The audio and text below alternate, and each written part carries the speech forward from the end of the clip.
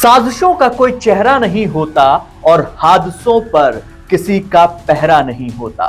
नमस्ते, मैं हूं दिग्विजय सिंह। समुद्र मंथन, यह नाम सुना होगा आपने।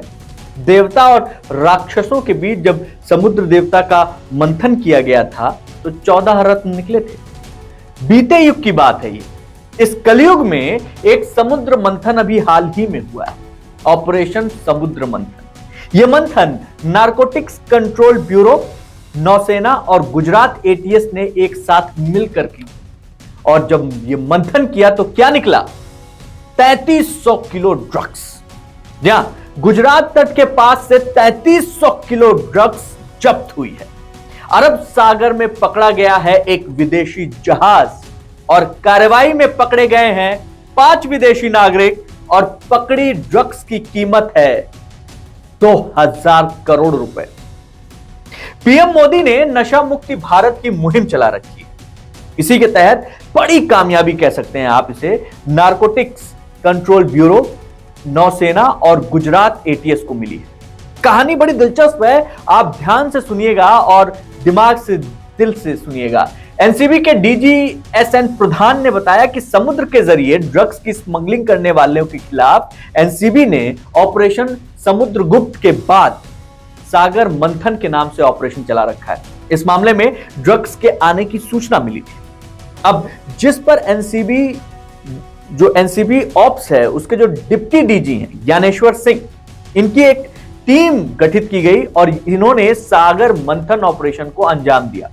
यह ऑपरेशन बड़े खुफिया तरीके से अंजाम तक पहुंचाया गया। पुलिस को मिली जानकारी के मुताबिक 27 फरवरी को समंदर की लहरों पर ड्रग्स का एक बड़ा कंसाइनमेंट हिंदुस्तान की सरहद पार करने की फिराक में था।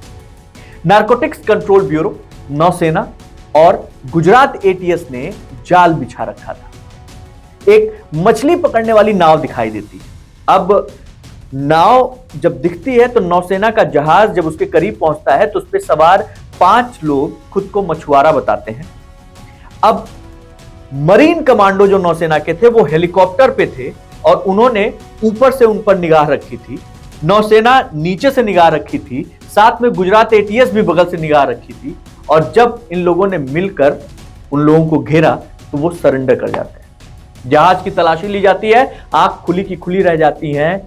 27 फरवरी 2024 की वो दोपहर ऐसी थी जब हिंदुस्तान के इतिहास में पहली बार 3300 किलो ड्रग्स पकड़ी गई थी। इस मामले में केंद्रीय गृह मंत्री अमित शाह ने भी एक्स पर पोस्ट करते हुए एनसीबी, नौसेना और गुजरात पुलिस को बधाई दी। इस ऑपरेशन के तहत तीनों एजेंसियों ने मिलकर करीब 15 घंटे तक इस ऑपरेशन के लिए अपना जी जान लगाया था। 33 किलो ड्रग्स में 3110 किलो चरस थी, 158 किलो मेथ पाउडर और 25 किलो हेरोइन थी। समुद्र के अंदर ड्रग्स की खेप पकड़ने की यह सबसे बड़ी जब्ती थी।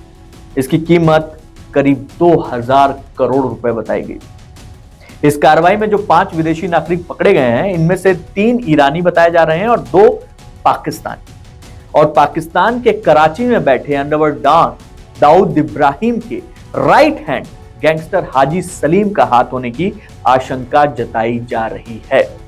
मतलब साफ है कि एक ऐसी साजिश जिसका राज फाश न होता तो अब तक की सबसे बड़ी नशे की खेप हिंदुस्तान की सरहद पर आ जाती और हिंदुस्तान की सरहद को पार भी कर जाती।